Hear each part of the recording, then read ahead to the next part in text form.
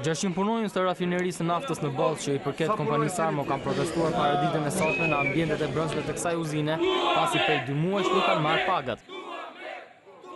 Ata i kanë kërkuar kryeministrit të marrë masa pasi kjo pagë është e vetmja e ardhur për këto familje. Ndërkohë punonjësit e rafinerisë kanë deklaruar se punojnë në kushte shumë të vështira pasi mungon siguria.